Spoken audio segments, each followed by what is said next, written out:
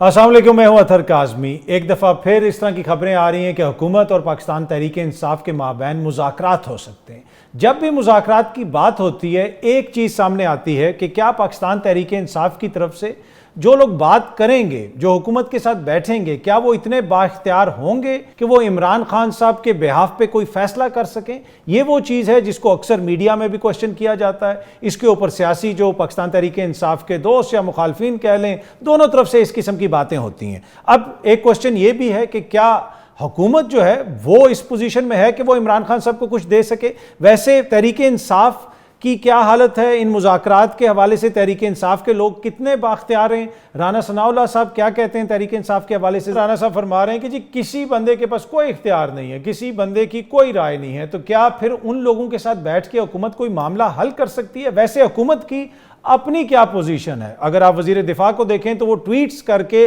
अफसरान के हवाले से कौम को शिकायतें लगा रहे होते हैं। भाई कौम ने आपको मैंडेट दिया है, हुकूमत में आप हैं, आपने अफसरान के खिलाफ कार्रवाई करनी है या ट्वीट करके हमें बताना है? ट्वीट तो मैं भी कर लेता हूँ, एसआर राना साहब आज हमें ज्वाइन कर रहे हैं प्रोग्राम में, वो भी ट्वीट कर लेते हैं, बाकी बहुत सारे दीगर सहाफ़ी हैं वो भी ट्वीट कर लेते हैं। आपने तो उसका कोई हल निकालना है। वैसे हुकूमत और हुकूमती वुज़रा कितने बाख्तियार हैं? वज़ीर दिफा ने हाल ही में एक टीवी प्रोग्राम में क्या फरमाया, वो ये कह रहे हैं कि जी जिस सरकारी रिहाइशगाह में मैं रहता हूँ, वज़ीर दिफा हूँ, लेकिन मैं उसकी मुरम्मत नहीं करवा सकता, कोई मेरी बात ही नहीं मान रहा। मोहसिन नकवी साहब के तरले कर रहा हूँ, वज़ीर आज़म साहब से बात कर रहा हूँ। तो इससे आप फिर अंदाज़ा लगा सकते हैं कि हुकूमती वुज़रा या हुकूमती साइड कितनी बाख्तियार है। पहले भी जब मुलाकात की बात होती थी, तहरीक इंसाफ वाले कहते थे कि भाई हमारी मुलाकात करवा दें, तो वो मुलाकात कभी होती थी कभी नहीं होती थी। आज के प्रोग्राम में इस पर भी गुफ्तगू करेंगे। आज वज़ीर ख़जाना ने मुल्की कर्ज़ों के हवाले से, हमारी मईशत के हवाले से कुछ कहा। क्या फरमाया वज़ीर ख़जाना साहब ने, ज़रा ये भी सुन लीजिएगा। फैक्ट्स हैं, कर्जों में 41% इजाफा हुआ है। Should it be even higher? The answer is yes, but 41% is not a small और इनसिग्निफिकेंट नंबर।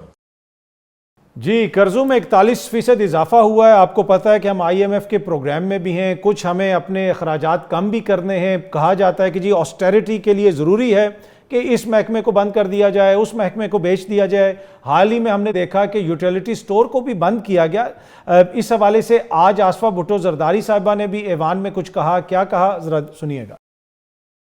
अफसोस के साथ मालूम हुआ है कि यूटिलिटी स्टोर्स बंद किए जा रहे हैं और लाखों लोग अब बेरोजगार है। I would urge the minister that he had promised his coalition partners in this national house that he was not going to close these utility stores. This issue was sent to the committee. The committee was given assurances that there would be no closure of utility stores. जी, आपने सुना, उन्होंने कहा कि जी अफसोस के साथ कहना पड़ता है कि यूटिलिटी स्टोर को बंद कर दिया गया। कुछ अर्सा पहले यहाँ पे आके तकरीबन 1-1.5 हफ्ता यूटिलिटी स्टोर के मुलाजमीन इधर इस्लामाबाद में बैठे रहे। कितनी जमातों ने जाके उनसे बात की।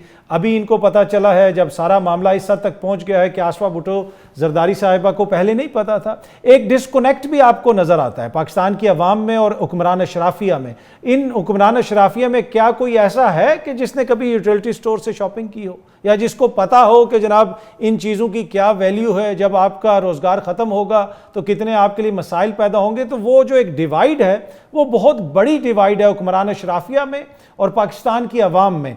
आपने IMF के प्रोग्राम के तहत कुछ खर्चे कम करने हैं, उसमें आप यूटिलिटी स्टोर्स को बंद करते हैं, आवाम के लिए मज़ीद मराहत आप नहीं दे सकते, आपने टैक्स बढ़ाना है, लेकिन at the same time chairman senate की तनख्वाह में आप 600% इजाफा करते हैं, स्पीकर की तनख्वाह में आप 600% इजाफा करते हैं, और फिर उसके ऊपर वज़रा कहते हैं जी ये माली फहाशी है जो हम कर रहे हैं। तो भाई ये फहाशी मैं या कोई और सहाफ़ी तो नहीं कर रहा, ये हुकूमत ही कर रही है।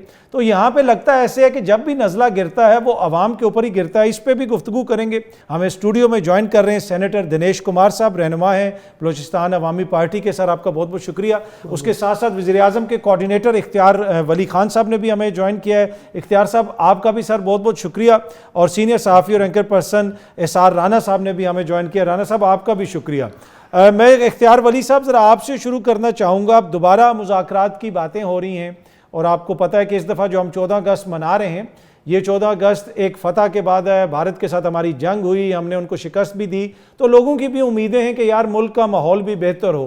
तो ये जो मुज़ाकरात हैं, क्या आप समझते हैं एक बामानी किस्म की हो सकता है, कोई डायलॉग हो सकता है, चीज़ें आगे बढ़ सकती हैं? बिस्मिल्लाहिर्रहमानिर्रहीम। बहुत शुक्रिया अख्तर काज़मी भाई। बात ऐसी है कि سیاست میں سخت وقت جو ہے نا وہ تمام رہتا ہے، چاہے آپ ماضی کی اٹھا لیں، جے یو آئی کو دیکھ لیں، اے این پی کو دیکھ لیں، ایم کیو ایم کو دیکھ لیں، پیپلز پارٹی کو دیکھ لیں، مسلم لیگ نون کو دیکھ لیں. سخت وقت جو ہے وہ زندگی میں آتا ہے، پولیٹیکل پارٹیز پر بھی آتا ہے.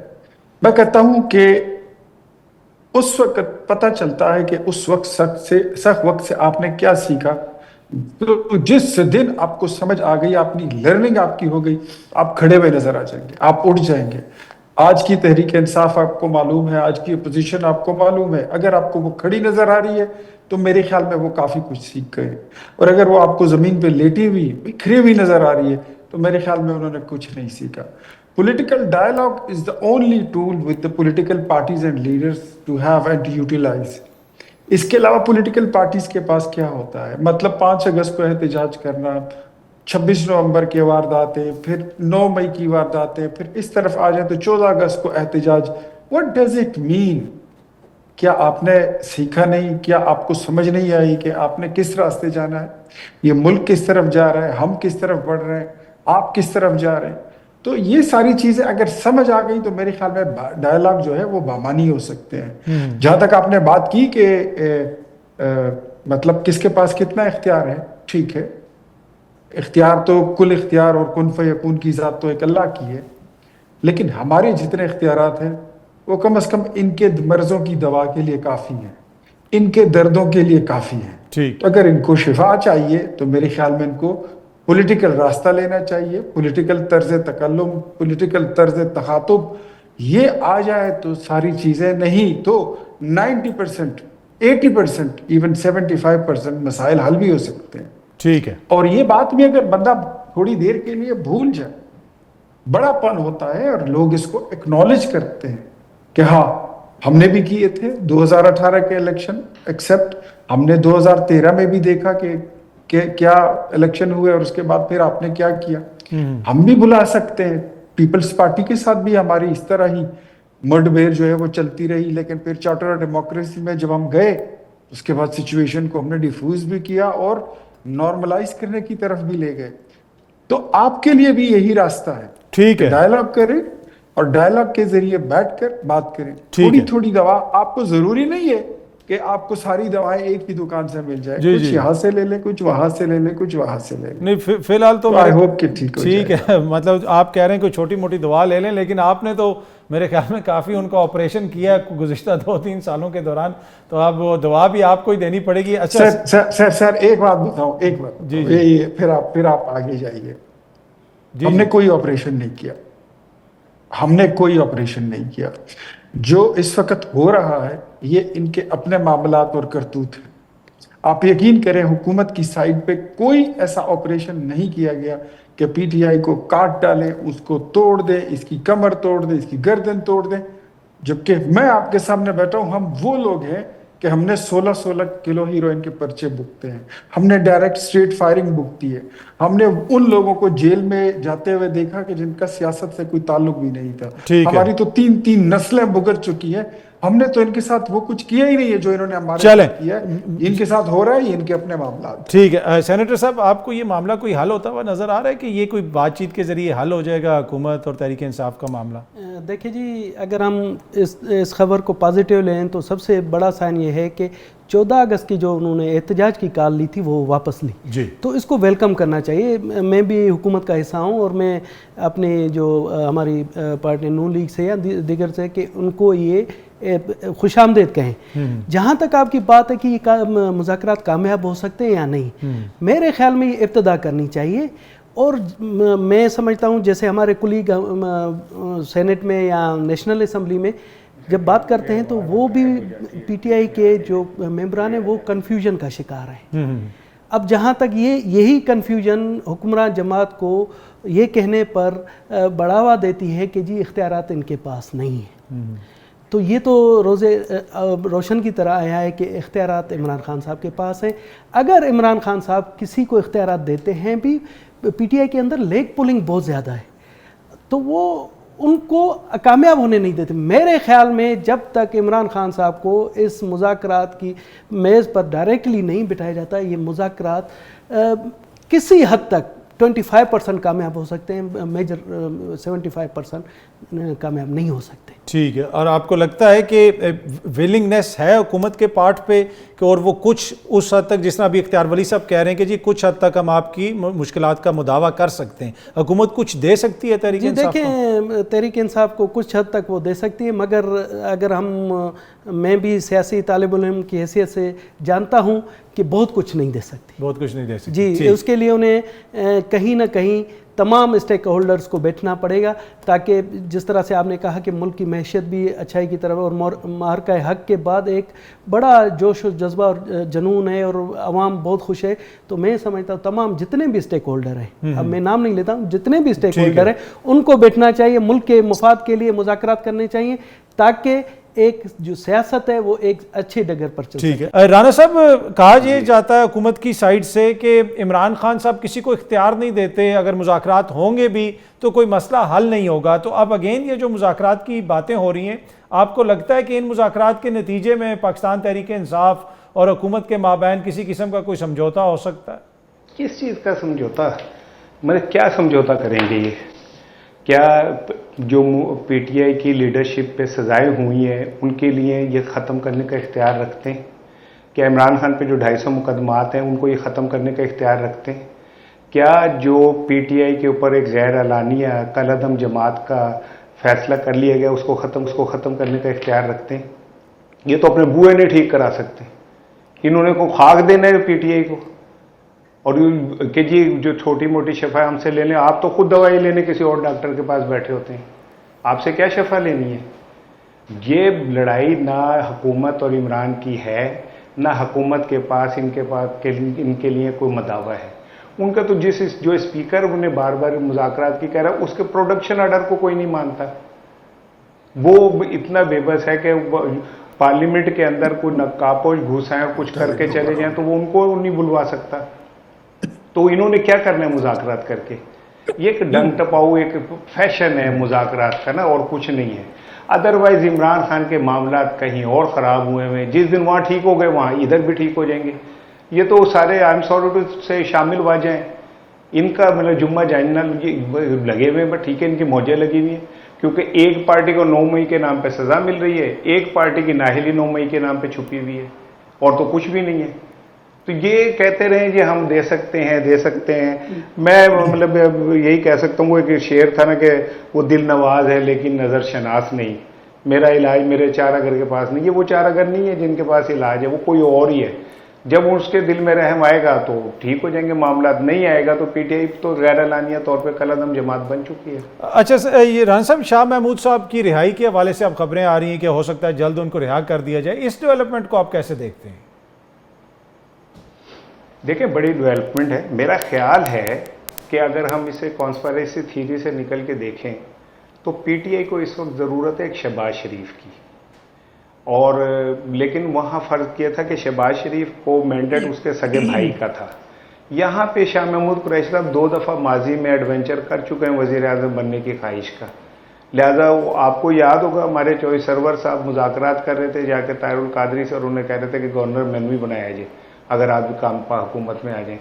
تو ایک ٹرسٹ ڈیفیسٹ ہے جو ختم ہونے میں نہیں آ رہا, اور جس طرح ان کی رہائی ہوگی یا ان کے بیٹے کے سزائیں معاف ہو رہی ہیں تو کچھ چیزیں تو کلیئر نظر آ رہی ہوتی ہیں نا, کہ یہاں پہ تو ان لوگوں کو سزائیں ہو گئی جو وہاں پہ موجود, مطلب شاہ محمود قریشی کا یہی کہا جا رہا ہے نا کہ بھئی وہ تو وہاں موجود نہیں تھے, تو عالیہ حمزہ بھی وہاں موجود تھوڑی تھی, وہ تو کسٹڈی میں تھی پولیس کے, تو ان کو بھی سزا ہو گئی.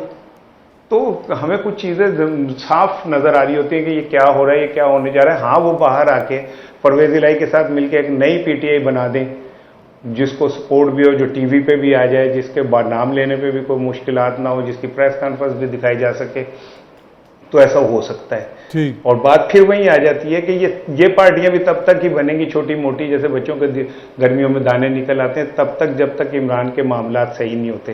جس دن صحیح ہوں گے سارے ان کی کوئی ویلیو نہیں, یہ تو تانگے پہ لٹکی ہوئی سواریاں ہیں, جہاں تانگا رکے گا اتار دیں گے انہیں.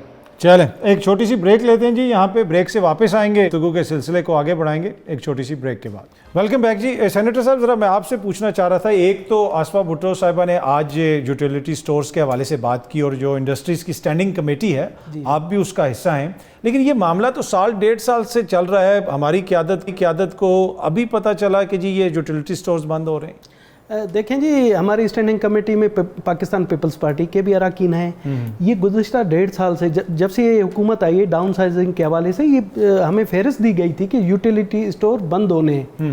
تو اس حوالے سے ہمارے پاس یوٹیلیٹی اسٹورز کے ملازمین بھی آتے رہے, احتجاج بھی کرتے رہے, مگر ہم نے اپنی طرف سے کمیٹی کی طرف سے سفارشات بھی بھیجی کہ ان کو ایک طریقہ کار کے مطابق جو ملازمین ہیں ان کو ان کے کوئی بندوبست کیا جائے اس طرح سے. تو وہاں پر ایک چیز ہم نے اچیو کر لی کہ جو مستقل ملازمین تھے ان کو پول میں لا رہے ہیں, جو ایڈاک بیسس پر تھے انہیں نکال رہے ہیں, اور تمام یوٹیلیٹی اسٹورز بند ہوں گے. اور یہ آج کی بات نہیں ہے, یہ 1.5 سال سے چل رہا ہے. پر اس میں دیکھیں نا, لوگ کوشچن کرتے ہیں, آپ خود سینٹ کا حصہ ہیں, چیئرمین سینٹ کی آپ لوگوں نے تنخواہ بڑھا دی 600%, ٹھیک ہے, اور وہاں پہ آپ نے بھی کوئی خط وغیرہ لکھے ہوئے تھے کہ لوگوں کی تعیناتیاں ہوئی ہیں بڑی بڑی تنخواہوں کے اوپر. تو پھر عام پاکستانی جب یہ دیکھتا ہے تو وہ تو مایوس ہوتا ہے کہ یار یہ ہمارے حکمران اپنے لیے بیٹھے ہوئے ہیں یا ہمارے لیے بیٹھے ہیں. دیکھیں جی, میں یہی آپ کو کہتا ہوں کہ یہاں پر اسلام آباد کی بیوروکریسی, اسلام آباد میں جب ایک کوئی آ کر اقتدار ہوتا ہے تو وہ غریبوں کے حوالے سے بھول جاتے. ہم نے, میری پارٹی نے, میں نے حت الوسع کوشش کی کہ جی یہ جو ڈاؤن سائزنگ ہو رہی ہے تو اس کو ایک طریقہ کار کے مطابق کیا جائے اگر مجبوری ہے. اور دیکھیں یوٹیلیٹی اسٹورز کا بہت بڑا فائدہ تھا. ایسے میں تو اکثر جاتا رہتا ہوں یوٹیلیٹی اسٹورز میں, میری بیگم بھی جاتی رہتی ہے. وہاں پر کافی چیزیں تھیں جو عوام کی بھلائی کے لیے تھی. اس سے ایک ریٹ میں استحکام آتا تھا, کوئی ذخیرہ اندوزی نہیں ہوتی تھی. مگر اب وہ کیا کہتے ہیں کہ ہماری آواز اتنی نہیں سنی گئی, اور بدقسمتی سے یہی وجوہات ہوتی ہیں جس کی وجہ سے ہم سیاستدان عوام میں بدنام ہوتے ہیں اور سیاستدانوں کو نفرت کی نگاہ سے. اچھا, آپ کہتے ہیں آواز نہیں سنی گئی. یہاں پہ تو دیکھیں نا, وہ وزیر دفاع ٹی وی پہ بیٹھ کے کہہ رہے ہیں کہ وہ پارلیمنٹ لاجز میں رہتے ہیں اور وہ لاجز ٹھیک نہیں ہوتی. آپ بھی وہیں پہ رہتے ہیں. جی بالکل, میں وزیر دفاع صاحب کے بیان سے 100% متفق ہوں. میں ہاؤس کمیٹی کا بھی ممبر ہوں جہاں پر یہ تمام ہمیں معلوم ہے کہ کتنا بجٹ آتا ہے ان کے لیے, صرف ریپیئر اینڈ رینوویشن کے لیے. تو آپ یقین جانیں کہ یہاں پر جتنا خرچہ ہوتا ہے وہ سرینا ہوٹل پر بھی خرچہ نہیں ہوتا گا اس حد تک. اگر وہ صحیح خرچ یہاں پر اگر ہو اور کرپشن نہ ہو, سارا پیسہ کرپشن کی نظر چلا جاتا ہے. اور اتنا کام کا معیار گھٹیا ہے, میں گھٹیا لفظ بتمیزانہ بتا رہا ہوں کہ 2 دن میں چیزیں خراب ہو جاتی ہیں. ایون میں نے اپنے جو میرا لاجز ہے, میں کہہ کر تھک گیا, میں نے اپنے پیسوں سے مرمت کرا ہے. اور یہی میں جب دیکھتا ہوں تو وہ ہمیں پتہ پڑتا ہے کہ جی ہم نے 400 کو 6 اپارٹمنٹس ہیں, سب کو ہم نے اس طرح سے کر دیے جیسے سرینا کے بہترین کمرے ہوں. مگر زمینی حقائق یہ ہیں کہ وہاں پر کاکروچ ہیں, چوہے ہیں. اور میرے پاس ایک ممبر آئے تھے برٹش کے وہاں سے, تو جب انہوں نے, میں نے انہیں دعوت دی دکھائے تو انہوں نے کہا کہ ایسی جگہ پر آپ رہتے ہیں. تو میں نے کہا جی آپ کہہ رہے ہیں وہاں پہ چوہے اور کاکروچز ہیں. چوہے, کاکروچز, اور کسی قسم کا آپ دیکھیں گے ہائیجینک کوئی چیز نہیں. وہاں کی کینٹین میں آپ جائیں تو آپ وہاں کھانا نہیں کھا سکتے. یہ حشر ہے عوام جو ہمیں منتخب کر کے یہاں, پر آپ یہ کہہ رہے ہیں کہ اپنے مسائل حل نہیں کر سکتے تو عوام کے کیا کریں.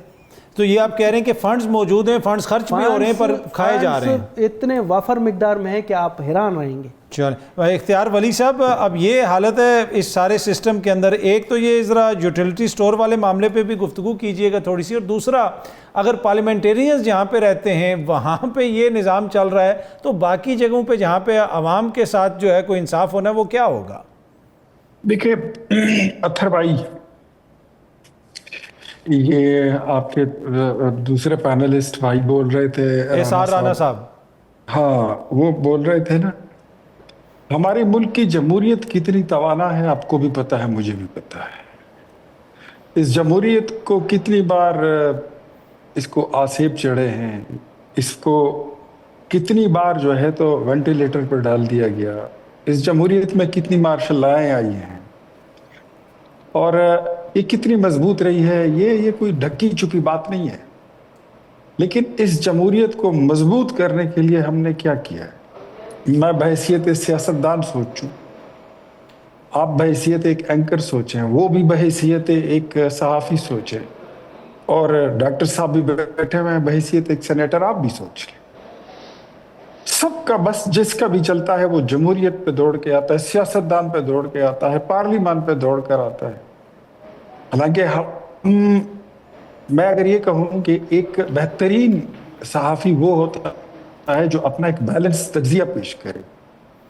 جب صحافی کے تجزیے سے صاف پتہ چل رہا ہو کہ آپ ایک سائڈ پہ کھڑے ہیں، آپ صحافی کیسے کہلا سکتے ہیں؟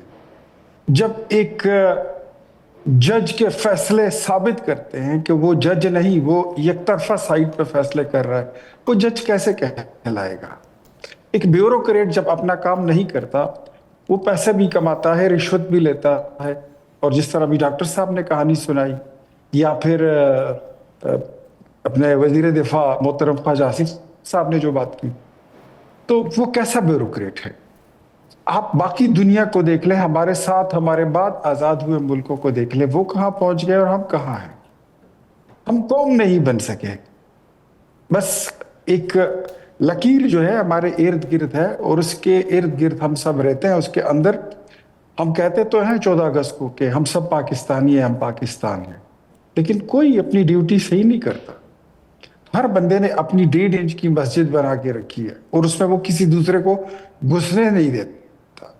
تو میرے خیال میں یہ ساری چیزیں ہیں، اور مسائل جو ہوتے ہیں نا، وہ دنیا میں ہر ملک میں ہوتے ہیں.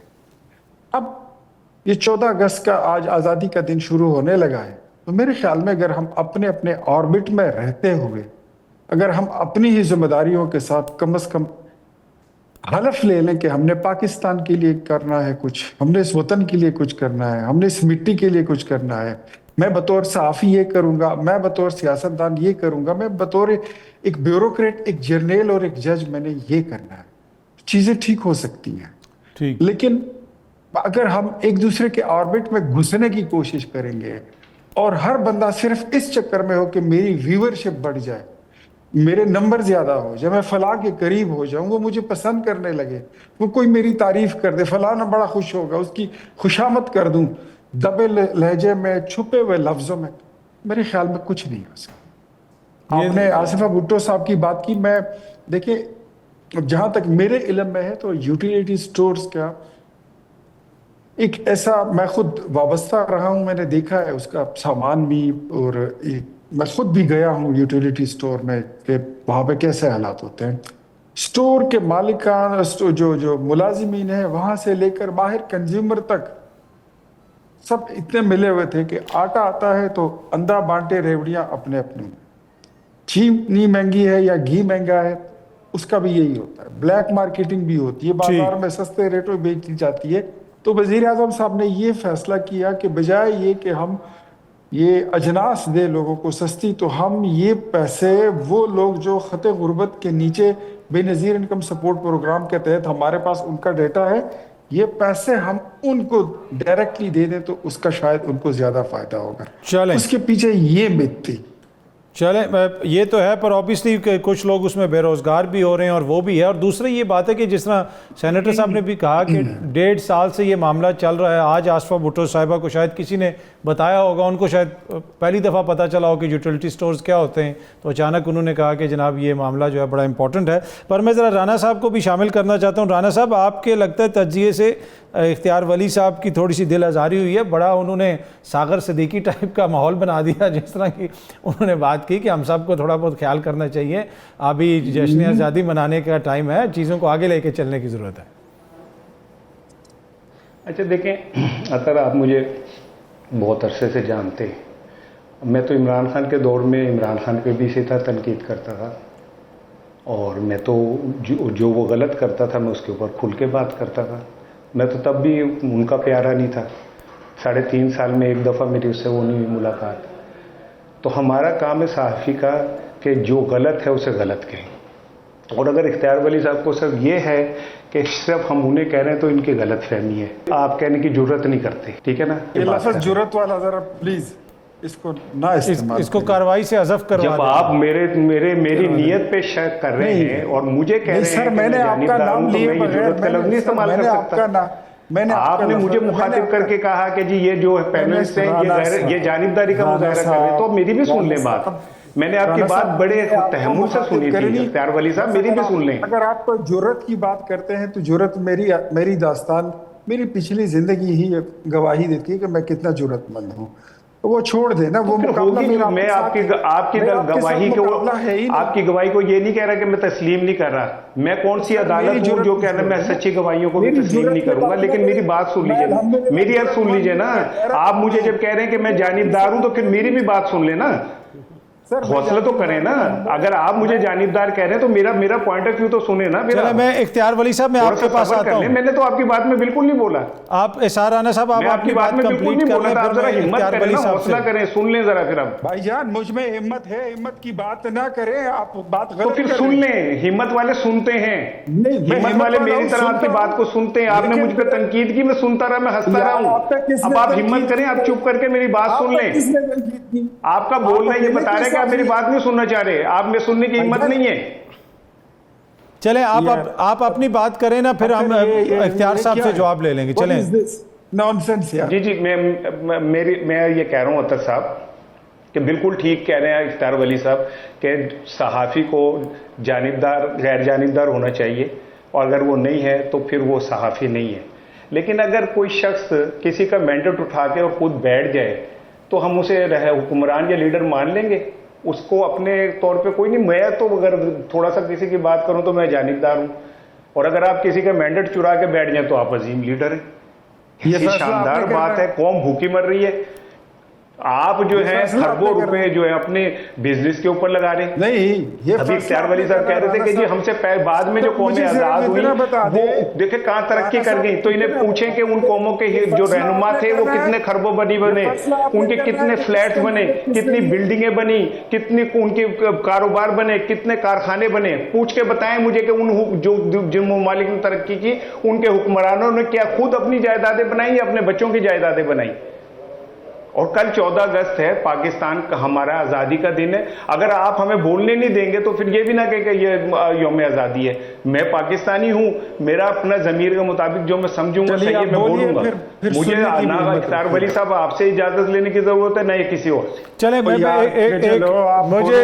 مجھے رانا صاحب یہاں پہ ایک چھوٹی سی بریک لینی ہے. بریک سے واپس آئیں گے تو 14 اگست کے حوالے سے کریں گے کہ آج ہم یقیناً سب 14 اگست کو منانے کی تیاری بھی کر رہے ہیں, لیکن اس دن کے حوالے سے کیا سبق ہم لے سکتے ہیں, کس طرح چیزوں کو بہتر کیا جا سکتا ہے. ایک چھوٹی سی بریک کے بعد ویلکم بیک. جی اختیار ولی صاحب آپ کچھ رسپونڈ کرنا چاہ رہے تھے, وہ رسپونڈ بھی کر دیجیے گا. اور 14 اگست کے حوالے سے کل آپ کا سیاسی جماعتوں کے لیے, اپنی جماعت کے لیے, دیگر سیاسی لوگوں کے لیے میسج کیا ہوگا کہ کیسے چیزوں کو بہتر کیا جا سکتا ہے؟ میں کچھ رسپونڈ نہیں کرنا چاہتا, نتھنگ. اور میں جو بات کرنی تھی میں نے کر لی. میری ہمت اور جرت جو ہے وہ میں کسی سے مجھے سرٹیفکیٹ لینے کی ضرورت نہیں ہے. آئی نو کہ مجھے کیا کرنا ہے اور کیا کہنا ہے, لیکن میں تو یہی کہہ رہا تھا کہ ہر بندہ اپنے کتارسس کر لے تو یہ زیادہ بہتر ہے. دیکھیں جشن آزادی, یوم آزادی کا دن, میرے خیال میں سب سے بڑی جو ضروری چیز جو مجھے نظر آ رہی ہے وہ یہ ہے کہ جو آزادی ہمیں ملی تھی یہ ویسے کسی نے تشتری میں رکھ کے نہیں دی تھی. بڑی ماؤں کے سینے کٹے, گردنیں کٹی, بڑے بچے اپنے والدین کے سامنے اپنا گردن کٹا کے ہم نے یہ آزادی حاصل کی. بڑے بزرگوں نے ضعیف العمری میں اپنا خون بہا کے یہ آزادی ہمیں دی ہے, بڑی تکلیف کے ساتھ, بڑی مشکل کے ساتھ. میرے خیال میں اس سال ہمیں یہ عہد کرنا ہوگا کہ ہم نے اس سال اپنی آزادی کا ہر اندرونی بیرونی تمام گھسپیٹیوں, چاہے وہ کسی بھی لبادے میں ہو, چاہے وہ کوئی بھی ہو, چاہے وہ کسی بھی شکل میں ہو, چاہے وہ کوئی بھی اپنا نمونہ اوڑھ کے, لبادہ اوڑھ کے وہ موجود ہو, ہم نے ان تمام حملوں سے اپنی آزادی کو بچا کے رکھا. ٹھیک ہے. اچھا اس میں اختیار ولی صاحب دیکھیں نا, یہ جس طرح آپ نے کہا کہ اتنی قربانیاں دے کے ہم نے یہ وطن حاصل کیا تھا, بنیادی پوائنٹ یہ تھا, ایک سیاسی جدوجہد تھی کہ لوگوں کے سیاسی حقوق کا تحفظ ہو سکے. یہ جو لوگ ہیں اگر یہ میجورٹی کے ساتھ رہیں گے تو ان کے سیاسی حقوق ان کو نہیں ملیں گے. آپ سمجھتے ہیں کہ وہ جو حقیقی چیز ہے، جو اصل چیز تھی، اس کے حوالے سے ہم نے کچھ پیش رفت کی ہے؟ آج اتنی شخصی آزادیاں ہیں، اتنی پولیٹیکل آزادیاں ہیں، ویسی ڈیموکریسی ہے جیسی یہاں پہ ہونی چاہیے تھی، جس نظریے کے تحت ہم نے یہ ملک بنایا تھا؟ میرے خیال میں یہ بات میں ابتدائی میں کہہ چکا تھا. میری جو پہلی ٹرن آپ نے مجھے دی تو میں نے آپ کو بتایا کہ ہم نے یہاں پر سب سے زیادہ تو مارشل لاؤ کو دیکھا ہے. جتنی پاکستان کی عمر ہے اس میں آدھی سے زیادہ عمر جو ہے اس پہ تو مارشل لاؤ کی حکومت رہی ہے. ٹھیک. تو ہم نے اس میں جمہوریت نے کتنا پنپنا تھا، جمہوریت اس میں کتنی مضبوط ہونی تھی. اس میں ہر وقت ایسی چیزیں ہوتی رہتی ہیں کہ میرے خیال میں اب ہمیں چیزوں کو سب کو یک آواز یک جان ہو کر اور ایک نقطے پر منتج ہو کر کے ہم نے ملک میں جمہوریت کو مضبوط کرنا ہے. آج جو لوگ، اگر میں پی ٹی آئی کی ہی بات کر لوں، میں دبے لفظوں میں بات میں کرتا نہیں ہوں لفظوں میں، آج تحریک انصاف اتنی ہی اینٹی اسٹیبلشمنٹ ہے کہ وہ پرو اسٹیبلشمنٹ بننا چاہتی ہے.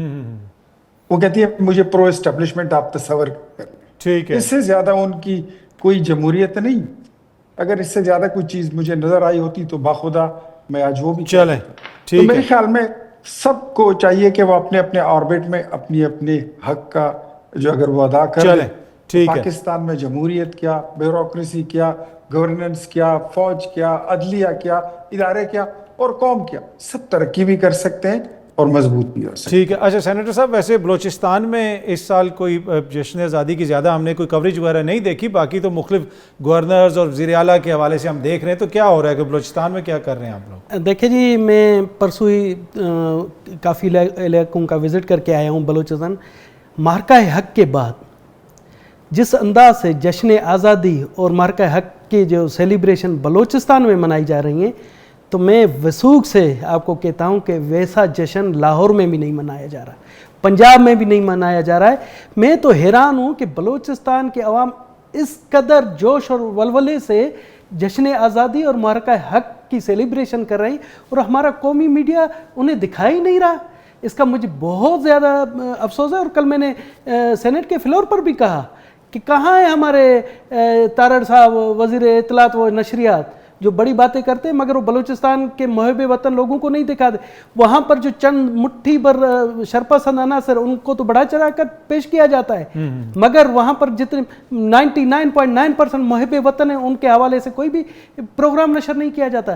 یہی جو آپ نے کہا کہ 14 اگست کے دن ہمیں کیا کرنا چاہیے، 14 اگست کے دن آپ کو بلوچستان کے محب وطن لوگوں کو دکھانا چاہیے، پورے پاکستان کو دکھانا چاہیے اور بلوچستان کے محب وطن لوگوں سے سبق حاصل کرنا چاہیے کہ اتنی مشکلات کے باوجود، اتنی ان کے ساتھ آپ دیکھیں گے دہشت گردی کے باوجود پاکستان کا پرچم بلند کیے ہوئے. ٹھیک ہے. احسان رانا صاحب، 14 اگست کے حوالے سے تحریک انصاف والے پہلے کہتے رہے احتجاج ہوگا، اب وہ یہ کہہ رہے ہیں کہ جی جشن منایا جائے گا.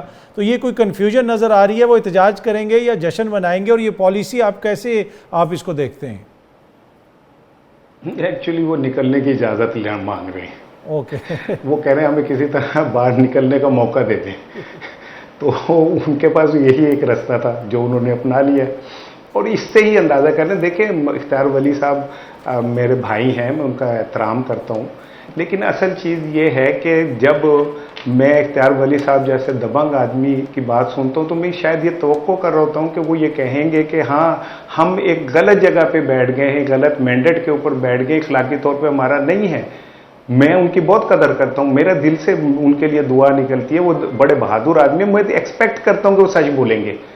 اب تو ان کے وفاقی وزیر بول رہے ہیں، گورنر سندھ بول رہے ہیں. اب یہ کیسے سمجھ سکتے ہیں کہ جس جگہ پہ آپ مینڈیٹ کو نہیں مان رہے اس جگہ کو آزادی مان لیں گے آپ؟ میرا باپ قائد اعظم کا ذاتی ملازم تھا. وہ جس ٹرین میں آیا تھا، میرے باپ اور میری ماں وہ لاشوں کے نیچے دب کے آئے تھے. ان کے اوپر کے جتنے لوگ تھے انہیں مار دیا گیا تھا. جب وہ پاکستان کی سرزمین پہ قدم رکھا تھا اس کے کپڑے خون آلود تھے. میں اپنے باپ کی محبت سے کیسے دغا کر سکتا ہوں؟ لیکن جب میں دیکھتا ہوں پاکستان کے اندر اوپر بیٹھے ہوئے لوگ، چند لوگ دن بدن امیر سے امیر ترین ہو رہے ہیں، نیچے لوگ بھوکے مر رہے ہیں، لوگوں کے پاس کھانے کو نہیں رہا، زندہ رہنے کا جواز نہیں رہا. آپ ہمیں کوئی اور ڈکٹیٹ کر رہے ہوتے ہیں کہ نہیں ہم صحافی جو ہیں وہ غیر جانبدار ہو کے بولے. میں کیا بولوں؟ میں یہ کہوں کہ لوگ جو ہیں وہ بھنگڑے ڈال رہے ہیں نیچے. धमाले डाल रहे हैं खुशी से। मेरे इर्द गिर्द लोग भूखे मर रहे हैं, उनके पास बच्चों की फीसें नहीं है, उनके पास मेडिसिन के पैसे नहीं, उनकी बेटियां घरों में बैठी बूढ़ी हो रही हैं सिर्फ क्या नाम है जहेज के नाम पे, उनके बच्चे तालीम हासिल करके डिकेट बन रहे हैं या वो नशे ही बन रहे हैं। तो मैं क्यों नहीं बात करूंगा, मैं क्यों नहीं कहूंगा कि खुदारा आप रहम करें यार, अपने बच्चे आपके खरबोपति हो गए, आपके बच्चों को पता भी नहीं कि कितने पैसे आप उनके पास है, इस पाकिस्तान पे रहम करें यार। कल यौम आज़ादी है, इस आज़ादी को उस तरह मना लेने दें जिस तरह मेरे बाप ने इस कुर्बानियां देते हुए ख्वाब देखा था, उन ख्वाबों को नोच लिया आपने, और फिर आप हमसे गिला करते हैं कि हम क्यों इस तरह की बातें करते हैं। चलें, सार राना साहब, इख्तियार वली साहब, सेनेटर साहब, आप तीनों शख्सियात का बहुत बहुत शुक्रिया जी। कल अगेन आपसे इसी टाइम पे मुलाकात होगी। Thank you very much.